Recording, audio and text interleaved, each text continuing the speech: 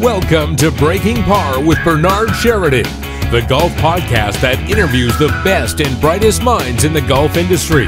Now, here's your host, Bernard Sheridan.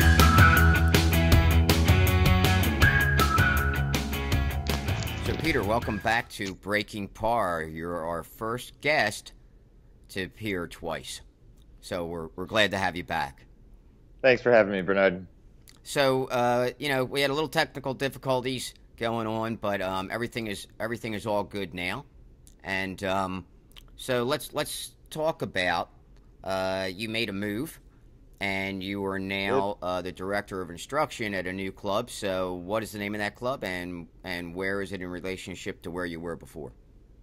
Gotcha. So I am now the director of instruction at Hunting Hills Country Club in Roanoak, Virginia. So I am now, it was only about a half-hour move in terms of the location of the club. I used to work at the north side of the Roanoak Valley, and now I'm on the southern edge of the Roanoak Valley. So thankfully for me and my family, that did not mean a move in house, because that would have been a bit of a hassle. It's actually just for me, it's just 15 minutes in the opposite direction. So it's been a pretty good move so far. I'm in week 3 of the new position.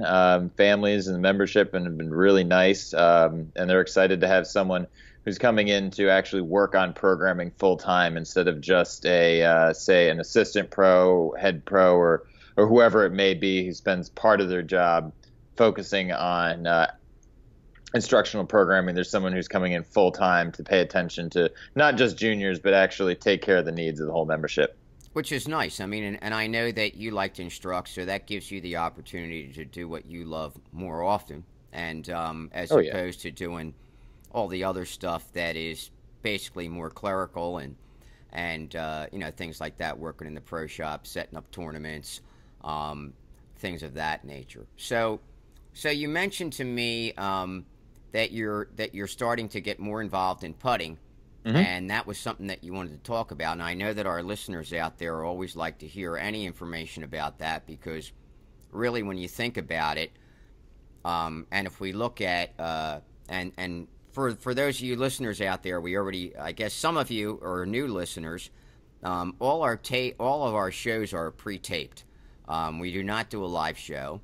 And usually they're released about 4 or 5 weeks after they're taped.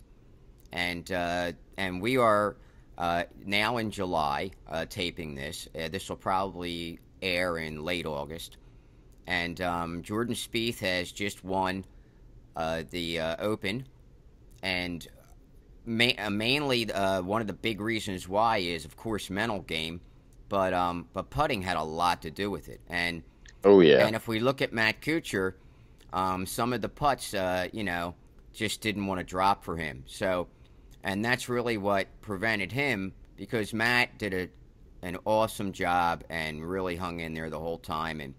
And it's just, I have a tremendous amount of respect for Matt, and I'm in awe of Jordan Spieth. I mean, he's just an amazing player, and what he does is just nothing short of incredible. He's got that Jack mentality, and it's pretty awesome. But putting, of course, was a big part of that. So let's get into that. And so tell us a little bit about what you've been doing with putting, and how you've been working with your students and I guess some new clients.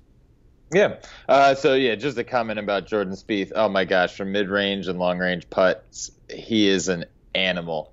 And that's something that I think everyone looks at now. Right now, or at least leading up to the Open Championship, he was number 1 in strokes gained in, I believe, shots to the green, if I remember correctly. So obviously his ball striking plays a large part, but you're not going to make many birdies and eagles even if you're the greatest ball striker in the world if you can't sink some putts. And some of the mid-range putts that he made, and then that 50, it must have looked like it was about 50 or maybe 60 feet for eagle that he made on the back nine was just phenomenal. So, I mean, kudos to him. He works really hard. I think his caddy did a great job. And it just goes to show you that you need to have a complete game. You can't just I mean, every now and again you can win a tournament by leaning on one thing or the other, but I think he really kind of showed everyone that he has the whole package, and that's why he went 5 under on the last 5 holes to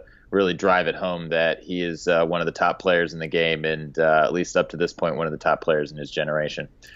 So yeah, to get back on track. So over the last, I would say, year and a half to almost 2 years, I've been spending more time looking into putting. The more seminars I went to, the more golf pros I spoke to, and the more I read, it seemed like a lot of people were talking about particularly full swing. There's a lot of stuff out there about full swing. If you want anyone's opinion, they'll be happy to tell you what their thoughts and feelings are about the full swing, a certain Dustin Johnson's bowed left wrist or whatever it may be. There are a lot of thoughts and opinions out there, but the more I was looking, I thought, hey, I want to be I'm a young guy. I want to be a complete golf coach. Where do I go for short game? And I started looking around. There's some wedge books out there. Stan Utley's put stuff out. Dave Pels is obviously well known. He put out this Short Game Bible, I think it is. Yep. And there are books out there, but when I started to really look into putting, there weren't that many resources. So that made me curious. And what I kind of stumbled upon was it almost seemed like this small group of people that all kind of knew what was going on. And if you didn't know them, or at least know how to even just reach out to them over a phone call or an email, you weren't going to find out a whole lot about putting outside of what you could pick up at a Barnes & Noble, which might be, again, a published book, which I'll be perfectly honest, I've gotten to the point where there's some of the stuff that gets published in books that don't always agree with it, but that's true. I mean, a lot of golf instruction in general is like that, and everybody has their own kind of way of doing it, and it's better to look at it, I feel, and this is just my personal opinion, a little bit more scientifically, because there are definitely things that have to happen, and also being able to measure those things, and understand how they work a little bit differently, and a lot of the stuff that's written on putting, it's not real in depth. So that's true. I totally agree with you on that. I think that was the perfect way to put it. There's stuff out there, but it's not really in depth. It skims the surface, but it doesn't tell you exactly why. You might run across something that says, well, if you're trying to if you want to have a consistent putting stroke, the putter should move straight back, straight through. Well, that's yes, but for some people, but well, what do you mean by that? And this is actually someone who I've spoken to a lot and has introduced me to some fantastic people. Mr. David Orr down in Bowie's Creek. He's the director of instruction at Campbell University for their professional golf management program, and then has an impeccable list of touring professionals that he's worked with as well. And it was during, I want to say, Open Forum. Can't remember if it was 2016 or 17 where he spoke. I think it was 16. And he was saying during Open Forum, well, what do you mean by straight back, straight through? Are you talking about literally on a straight plane, like the club head's moving straight back, straight through? Or are you saying that the club face is square to the arc of the putter the entire way? So what he was getting at is that there are a lot of ways to do this. So we can't just rely on, well, this is what the putter has to do, and this is the model that everyone has to fit into. I want to credit him. There are a lot of people that I've spoken to about putting. Jeff Mangum is one person. I actually just spent a day with him, which is rather interesting, talking about skill development and distance control. That was can't thank him enough for coming to me, spending a day with me up here in Roanoke, which is great. He just lives down in North Carolina. Yeah, Jeff is an awesome guy, and I'm actually certified in his method. And awesome. And I highly believe in the putting zone, and I've had incredible results with many students, especially intermediate students who are constantly 3-putting, and after I worked with them, very shortly after that, maybe like a week or two after they went home, they would email me and say, I just had my first round with absolutely no 3-putts. Or they say, I just broke 100 for the first time, or I just broke 90 for the first time, or I just broke 80 for the first time, all due to teaching them that method and letting them understand it. It's pretty cool stuff. It really is. I enjoyed being able to spend the day with him because I'd met him before, but we hadn't spent much time. He'd been at a course I was at teaching other people, so I didn't really want to bother him. We just talked for a couple minutes in between lessons. And, just some of the concepts and his belief in skill acquisition, and he doesn't really like Band-Aids in terms of golf instruction. He wants someone to develop and learn the skill. That way they can self-diagnose out on the course, which I totally agree with. And then just thinking your way around the course. Yeah. And that actually kind of gets into, or thinking your way around the putting green. That kind of gets into the kind of main thing I'd like to talk about today, which is figuring out how not only your golf game, well, this applies to the whole golf game, but today in particular, putting, how your putting stroke matches your philosophies and concepts. Something that I've noticed now that I'm trying to learn more on the coaching side of things, how putting works, whether that's using 3D.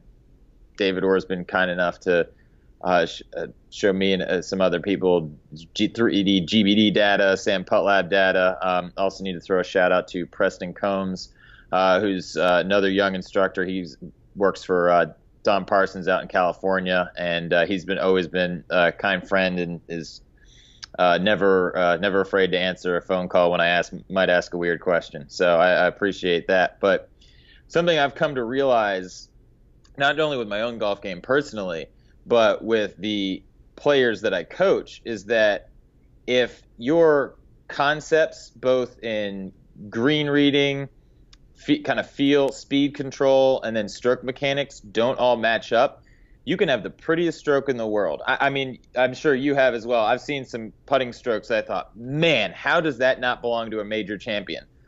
And it might belong to a junior golfer that 3 putts twice around.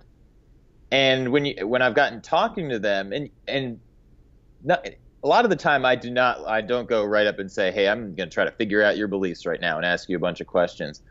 I just start asking them questions, and they give me the answers. I don't like to tell people this is how it should be done.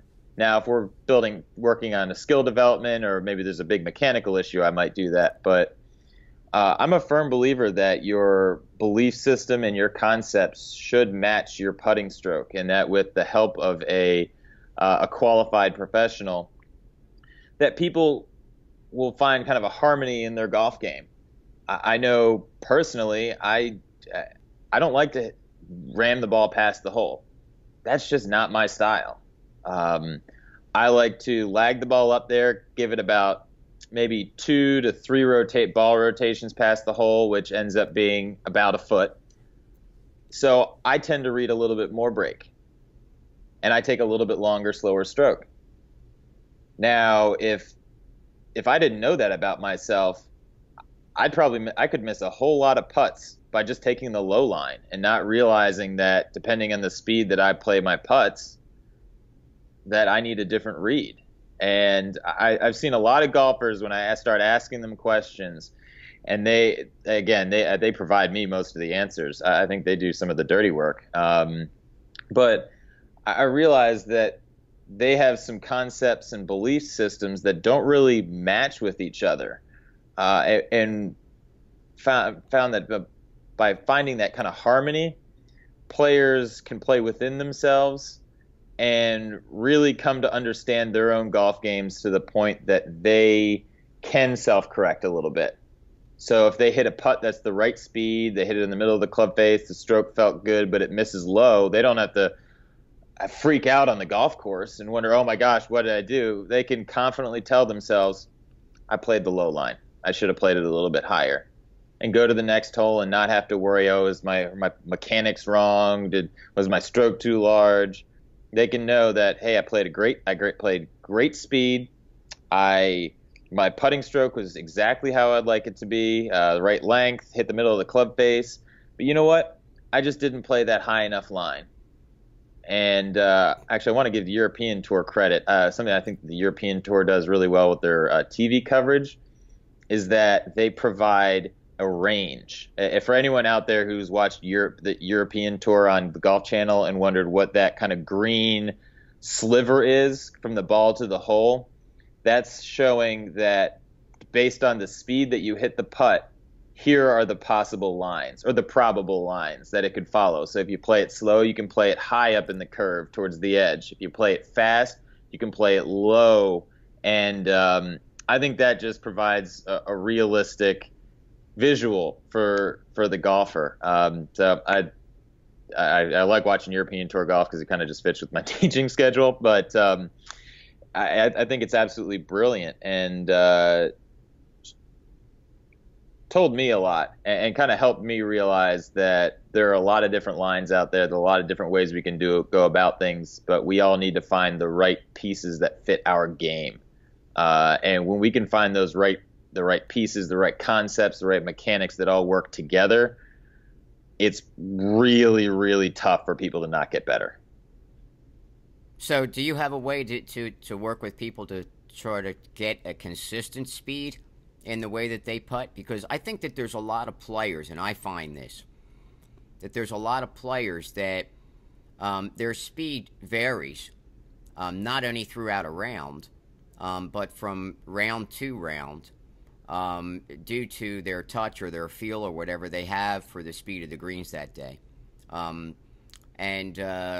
So is there a way that, let's say, when the greens change in speed or they play at different courses, is there something that you're doing with them to help them at least get their speed pretty much consistent so that, as you said, if it's 2 or 3 revolutions after the cup and ends up to be about a foot by, I find that a lot of players don't do that. They'll leave it short, or they'll knock it back. They'll knock it past 3-4 feet, as opposed to every time they miss, it was just their line, and now they're always like a foot by. So what you bring up, I think you bring up a really interesting point, and because we both of us have definitely seen a lot of golfers that do that. They leave one putt short, then hit it 3 feet by, then leave the next one short, then hit it a foot by. And what I do to counter that, actually, as I mentioned to you when we were off air, I like to work with people a little bit more of a long-term basis in coaching programs. Yeah. So what I try to make them do is just become self-aware at first. That's my step one. Is we have a conversation while they're putting, while we're either on the course or on the practice green, and I set up a target for them. I actually just had a lesson in the last week where I set up the target for a gentleman, and we started talking, and he was telling me that he likes to just kind of get the ball to the hole. And I had an honest conversation with him. I said, look, you're just with the law of averages, yeah, if this is the way you go about things, you try to just get the ball to the hole, so it's just rolling over the like edge. A drunken sailor at the end of the night. Exactly. It's like sometimes you're going to hit beautiful Sports Center worthy putts that need to be on Golf Channel all week, but you're going to leave a lot of putts short. So I used marking tape, made a rectangular target behind the hole, and our goal with the hole there wasn't to make the putts. We worked from different distances, was to actually get the ball to roll into into the rectangle. Right. And what we saw was that when he started trying to get it to the rectangle, he got more putts to the hole, and he was still leaving some short and long. And I explained to him, I was like, look, I don't care. We can have the tightest dispersion pattern ever. There's still going to be long and short putts. It's just going to happen.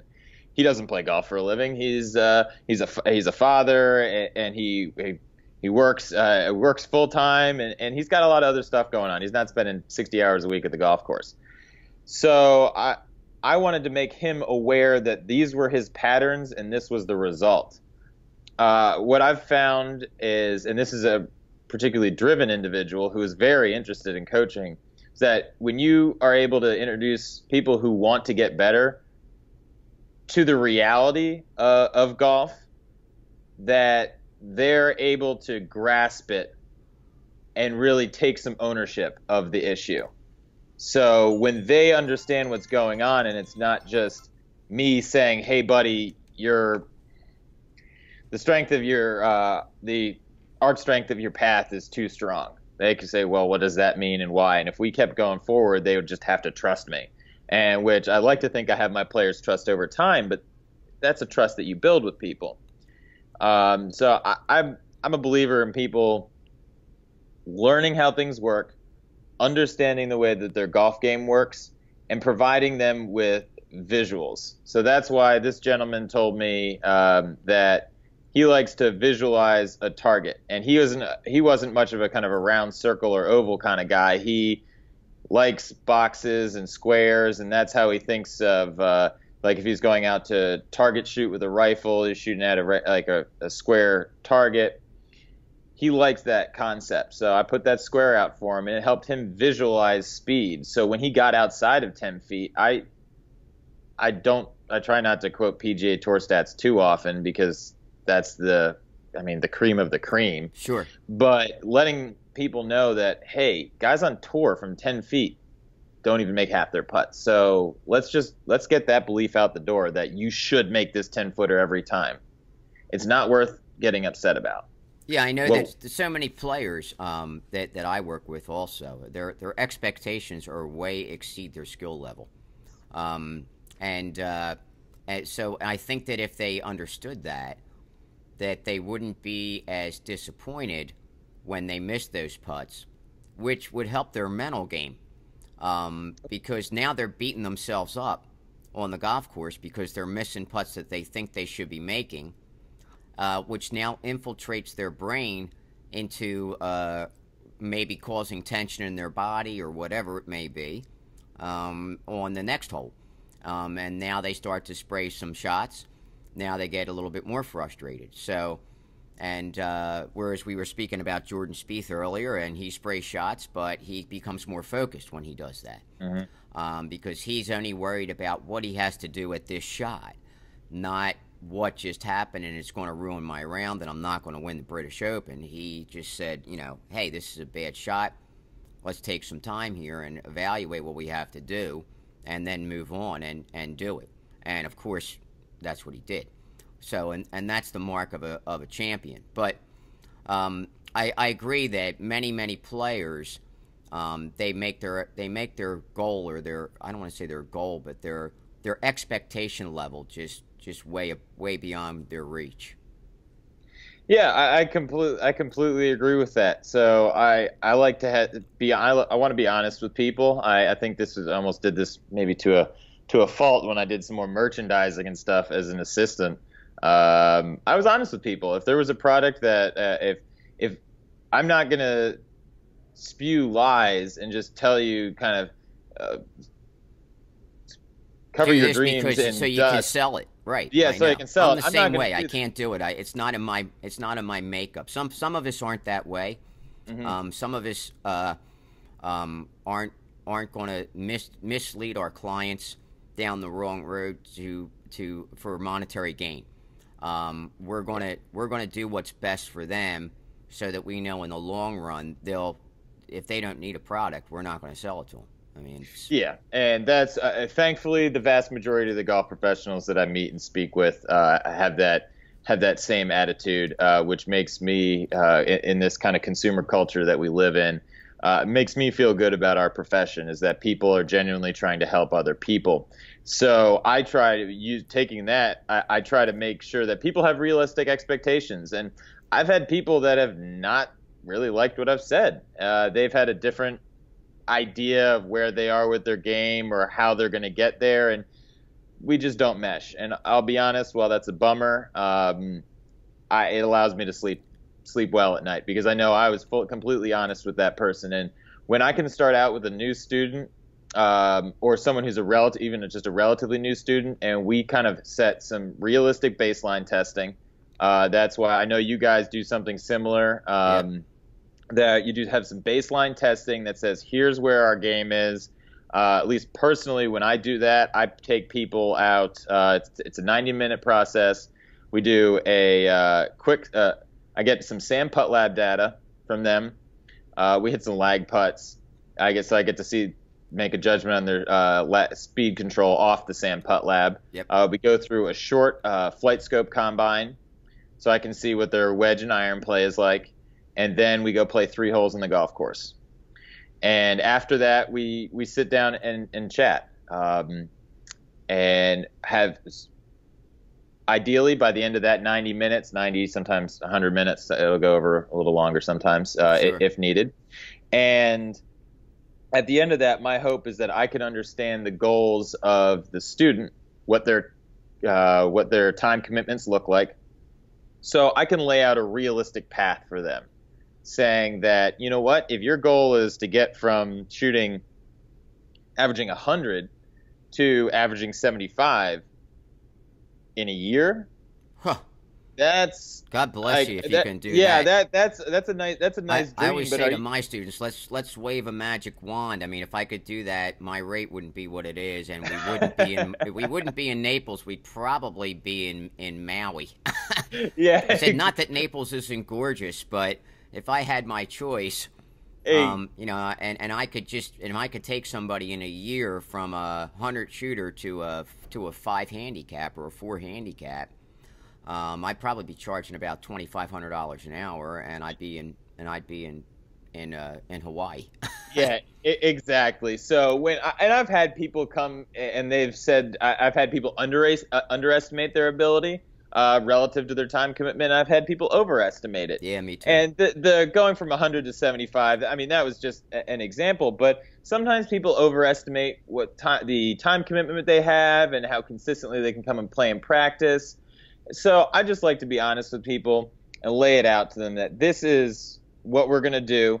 Here are the areas of our game that we're going to focus on in the short term, because this is where we can actually prevent some wasted shots. Right. I find that a lot of that is time we spend the first couple lessons working on short game and putting, just because people are double chipping, hitting 2 shots in bunkers. They have 4 3-putts around. It's stuff that I feel that we can tackle a little bit sooner just by being smarter. As I previously mentioned, just by making people aware of the way they think around the green.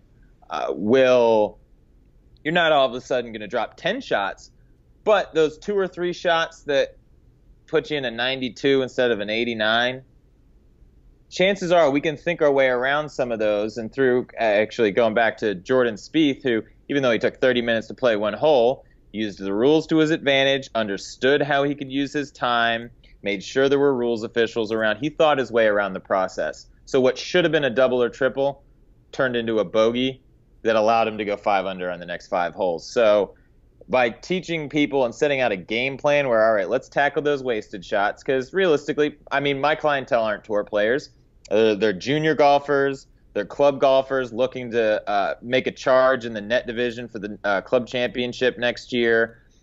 People who want to win their brother's member guest. They waste a lot of shots but they don't realize they're doing it. Yeah. And so something that I really enjoy and is very rewarding for me as a teaching professional is helping people get to that level where they begin to understand the way that they play golf. They're no longer just going out there and whacking it and making random swings. They're making a conscious effort to perform to the best of their ability. And you know what? For some people, that could be shooting 90. And I am just as enthusiastic working with that person as I am someone who's trying to make it on mini tours, because they're giving 100%. And if they're willing to be a good student, I'm going to be the best darn coach I can be, because their goals are just as valuable as anyone else's. And that it's where I think you start out with some realistic expectations. Then we can move forward to, all right, what's our game plan? Where are we? What are our long-term goals and short-term goals, and how we can get there? And at least for me as a coach, a lot of that comes with the club player, comes with putting, is figuring out how do we read a green? I mean, for example, I've recommended some I do teach green reading, but I've also recommended to some players to go get Aim Point Express lessons, just because, you know what, they don't have the time to go play 100 odd rounds of golf or go watch so much golf that they just develop the skill. For that person, maybe a little help with an Aim Point Express lesson. And now I have different people have different opinions about Aim Point. I like Aim Point a lot. Took an express class last year. Really found it to be easy, or an easy method. I did it not because I felt that I couldn't read greens, but that there was something else, again, in my kind of quest for knowledge about putting. There was something else that was missing. Who here out there is teaching green reading? And you know what? I think for the average club golfer that doesn't have hours upon hours every single day to invest in time on the putting green, Aim Point Express is great. You go out there, you get yourself, now you don't even need the little husky digital reader. You can get there's a digital level on your iPhone that you can use. You get out there, you roll a couple putts, test your feet out to make sure that you're feeling the slope correctly before you go out and play. And you just go out there and I got something even cheaper. I got something even cheaper than either one of those that Jeff, that Mr. Magnum, and not whether he mentioned this to you, but it's a string level and a 10-foot string. Honest to God. So he takes an 11-foot string, he ties a knot in it. At the other end, he ties it around a tee. He puts the tee in the cup, he goes to the fall line, he comes out to 10 feet, puts the string level on, gets it level. As soon as it's level, he takes the remainder string and pulls it down to the green. And however many inches that is the degrees of slope. And it's really the deal with the, I want to say, with the Husky reader and the and with the iPhone is you're only covering that much. Yep. This you're covering 10 feet. So now you're getting more of a real read as to what the actual slope is on the green. I know that that's how I teach my students. I tell them to go get the string, go to Lowe's or Home Depot or your local Ace Hardware or whatever the heck it is. Get a couple of string levels, keep them in your bag. Be surprised how amazing it works. And then once they understand the slope on their course, it's not going to change. Yeah, exactly. I think there are a ton of ways to do it, which is something I think is neat about kind of digging into putting, because it's not like there's a book for every single one. You got to search out people. That was something that I was really impressed with spending the day with Jeff, was that there was a lot of time. I mean, he'd just break out his phone and do the mathematical calculations for the slope break right in front. I'm like, whoa, hey, hold on, what's going on? It's like, I thought this was a putting lesson, not a math. Yeah, and then he finds the aim point exactly above on the fall line above the cup, and you know exactly where it is, and it's the same no matter if you're the same amount of feet. Fantastic, and that's why I think there are a lot of ways to do it, and that's what's really interesting, and that it actually just falls back into who's the teacher, who's the coach, who's the student, what are their personality traits, what do they like to do? Some people want, like, if you showed them or Jeff showed them the math that he was doing, it can get confusing. Yeah, but they understand, or they could fall in love with it. Totally, and then it takes a lot of guesswork out of it. You don't have to trust your eye anymore, because your eyes are always going to trick you, and some days they're not. You're going to read it perfectly, and other days they are. Yeah, and that's what I found kind of confusing about putting, because I always found, I grew up, my first job in golf was actually I've only worked at golf courses. I grew up working as a caddy in New Jersey. Even during my first internship in New Jersey, I caddied there as well. So I spent a lot of time reading greens. For someone my age, I'm 27. For someone my age, I've witnessed a lot more, or I've spent a lot more time reading greens than others. So my eye is relatively trained. And then you take me down to Florida. I went to Florida back in March. Oh, Bermuda just confused the heck out of me. All of a sudden, it was pure Bermuda greens. And I was thinking that a putt was going to break a half a cup left, and it holds its line up. And I'm kind of looking left, looking right at my playing partners, like, what on earth just happened? So there's so many different there's so many different variations that I think it's really important that we all have some basic understanding of how green reading works. Jeff talking about the fall line and finding that point on the fall line, I think is absolutely brilliant. I got to tell you, as a guy that I have spent a little bit of time working with, well, I consider he's far more of a friend than a student, witnessed Jeff teaching somebody the concept of here's your aim point on the fall line, and wherever you go around the hole, you can aim at that point, and that's going to be the break for this putt. That's right, as long as it's the same distance. So in other words, yes, if you're 10 feet, or let's say 12 feet from the hole, no matter where you are around that hole, if you're above the hole, if you're to the left of the hole, to the right of the hole, below the hole, as long as you're at 12 feet, that aim point's always going to be the same. Yes. And so you could make a huge circle around the hole with balls, like the clock drill, like a lot of pros do, and make it exactly the same distance, and you would be putting to the same spot on every single putt. And most of them would drop unless your speed was a little bit off. Mm-hmm. Yeah, and I know when I saw it for the first time and realized that, I mean, it was crazy.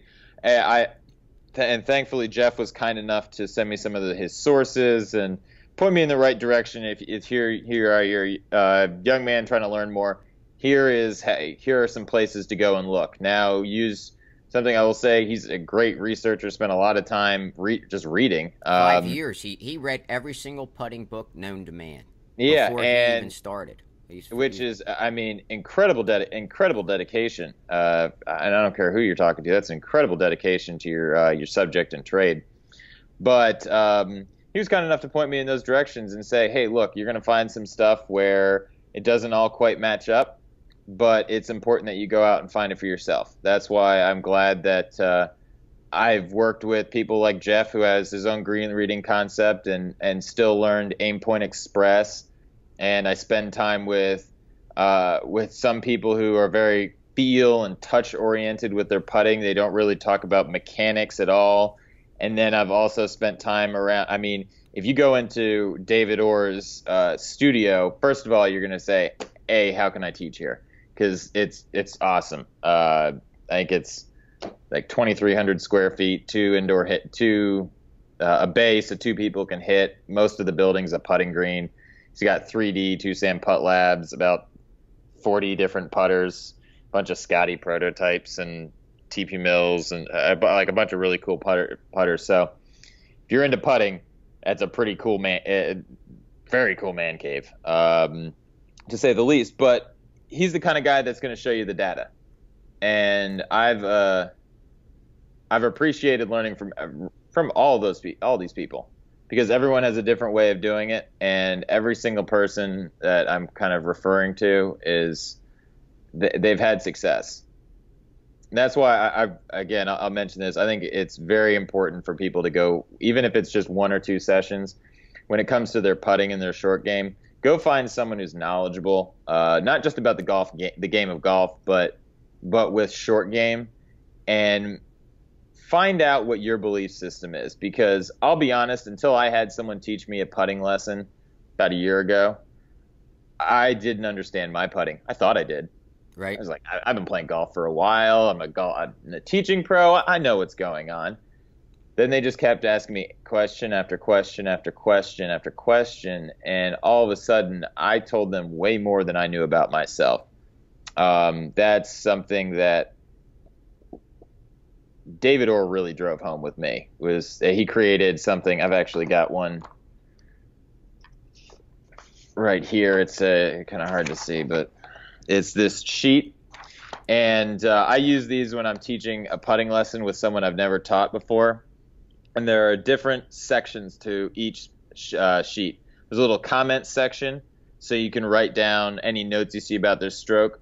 But there are 7 different sort of subsections that you have to analyze them at each section. There's mental state. So what are they like over a putt? Are they anxious? Are they just kind of in a relaxed, calm atmosphere? Then you've got putting skills, going through asking, how do you read a putt? How do you see the ball rolling to the hole? Where do you aim? What's your line? Figuring out how they see the putt.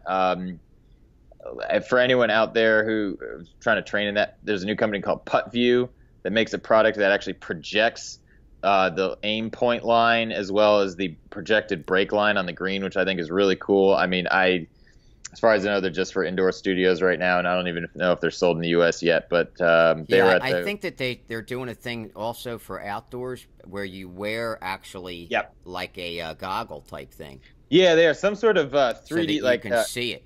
Yeah, some sort of like 3D goggles, which I think are awesome, and I would love to find out how to get my hand on one of those.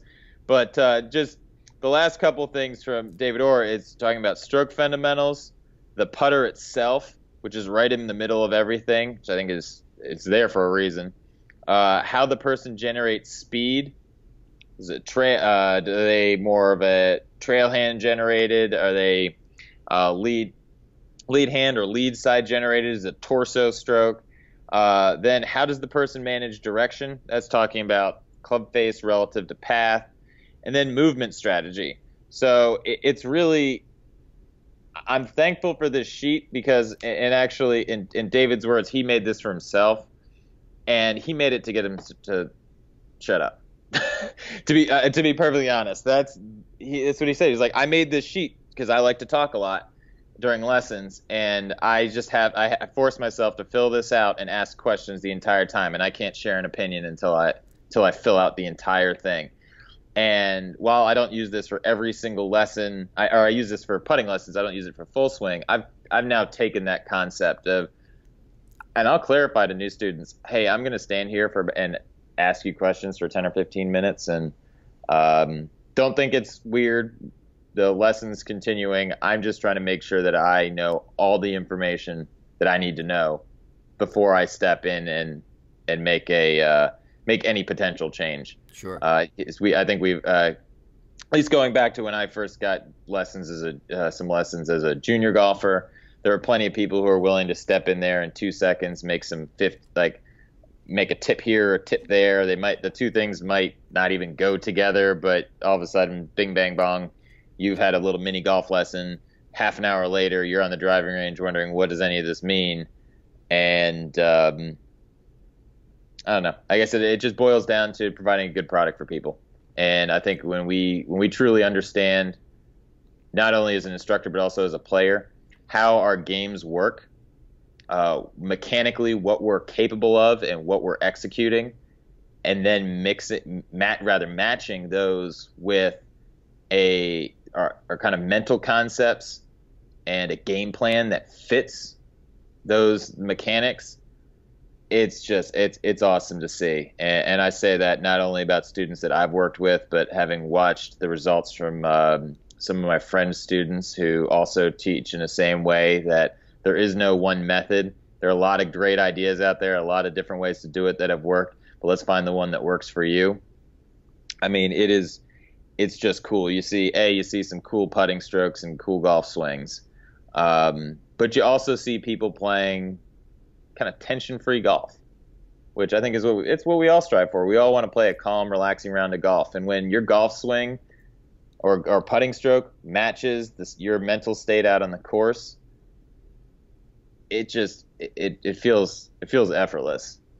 I wish it could feel like that all the time. Yeah, it's not that easy. It's not that easy to feel effortless, to feel stress-free. No, and of course that's all internal. I mean, it's it's not external. I mean, it's all brought on in how you handle yourself in different situations and whether you allow it to get you stressed out or not. Most of us do. Most of us do let it get us stressed out because we so much want to do well that we let the stress overtake us, and it's harder to do well when you're under that situation. Yeah. If you allow it to if you kind of not worry about doing well, and just say, I'm going to do the best that I can and accept what I'm going to get, and not worry about it until it's time to hit the next shot, then we usually play a lot better and a lot more consistently. And again, that right there is not that easy to do either. No, it isn't, and that's one of the frustrating parts, as well as I think one of the enjoyable parts when you look at things kind of in the big picture about the game of golf, is that we're not looking for perfect, we're looking for consistent. Yeah. And that is tough for a lot of people to understand. Depending on what people's profession is or their hobby, it's easier or harder. Yeah. I think surgeons, because their life revolves around perfection and needing to know everything because people's lives are on the line, can become a little frustrated with the game of golf. But we're looking for consistent. We're looking for quality patterns, and that's again something I let people know right off the bat, is that, look, I'm not going to build you a perfect golf swing. Now, normally I don't start out with a negative, but hey, we're here to develop a quality pattern. We want to make sure that you're consistent enough to go out and enjoy yourself or to reach your goal.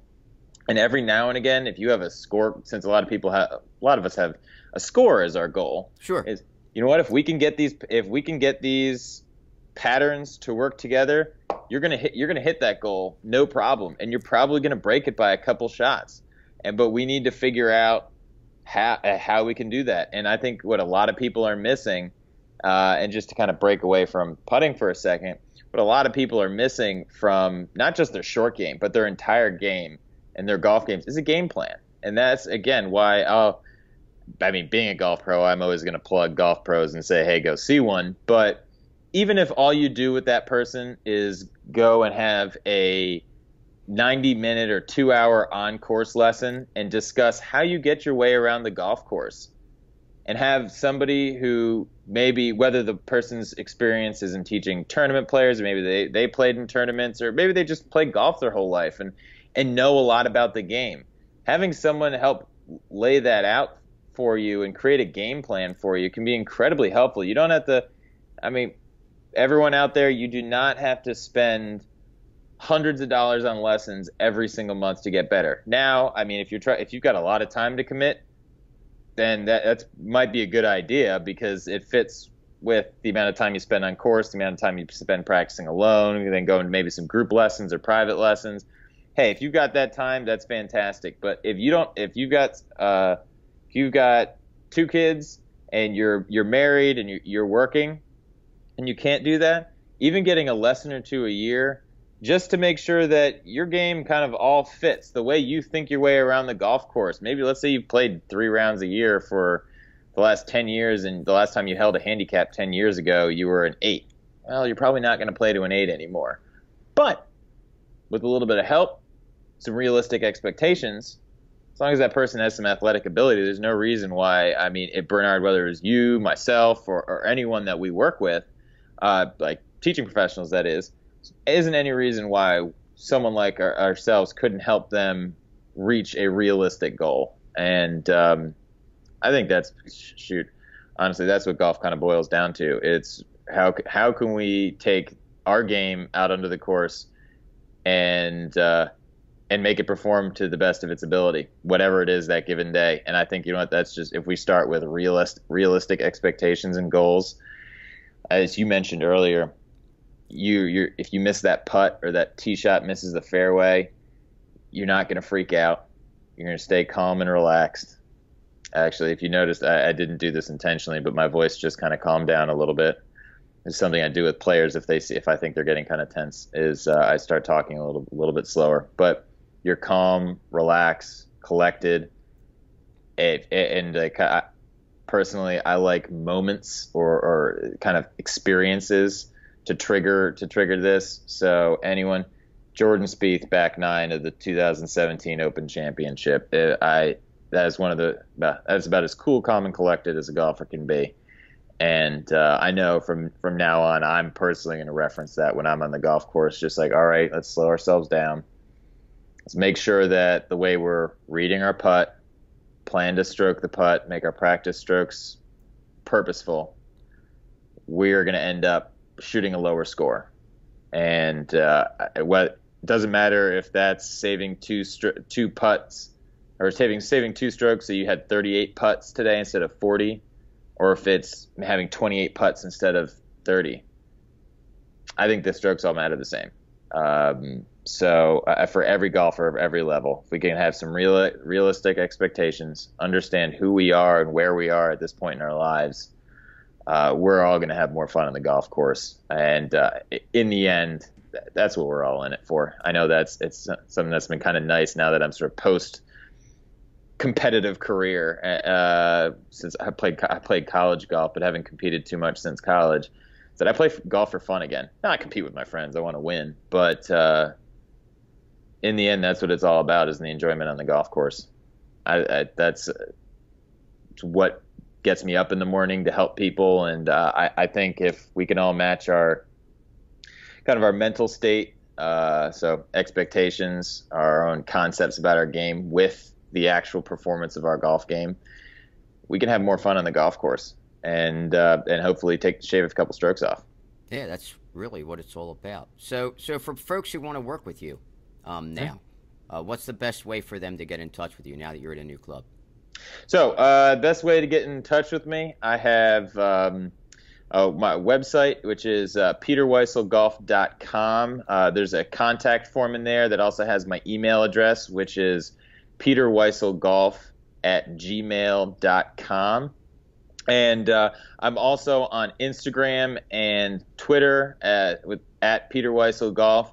You can shoot me a direct message, and I'll be happy to get back to you if you have any basic questions about what we've discussed today, or about setting up some times. I do both. I do remote coaching, so I'll work with. I have some students that I use Edgify, and I work with them. Some of them are able to see me every now and again. Some of them are my buddies back in New Jersey where I grew up, and I see them once a year, maybe once every other year, but they send me swing video and putting strokes, and I help them out.